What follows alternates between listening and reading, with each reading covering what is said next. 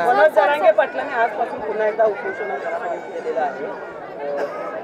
ओबीसीतून मराठ्यांना आरक्षण मिळालं पाहिजे अशी मागणी केली. खरं म्हणजे मराठा समाजाच्या बाबतीमध्ये सरकारची भूमिका अगदी पहिल्या दिवसापासून जी होती आजही आहे उद्याही आहे. महायुतीच्या काळामध्ये मराठा समाजासाठी एवढ्या योजना आम्ही सुरू केल्या.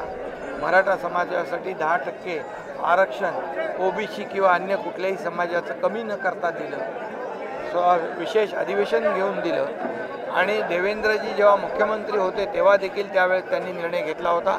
मी मुख्यमंत्री असताना देवेंद्रजी, अजितदादा आम्ही सर्वांनी मिळून 10% आरक्षण मराठा समाजाला देण्याचा निर्णय घेतला आणि म्हणून या ठिकाणी आज त्यांच्या आम्ही दिलेलं आरक्षण महाविकास आघाडी टिकवू शकली नाही हे त्यांचं दुर्दैव आहे आणि म्हणून आम्ही मराठा समाजाच्या बरोबर आहोत.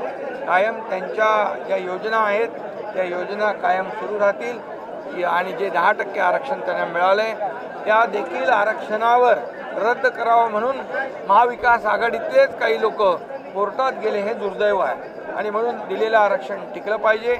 आणि ओबीसी समाजाच्या किंबहुना इतर समाजाचं कुणाचंही आम्ही पहिल्यापासून आमची भूमिका ठाम आहे. मराठा समाजाला आरक्षण देताना, मराठा समाजाला योजनांचा लाभ देताना, मराठा समाजाचा उत्कर्ष प्रगती करत असताना इतर कुठल्याही समाजावर अन्याय होणार नाही.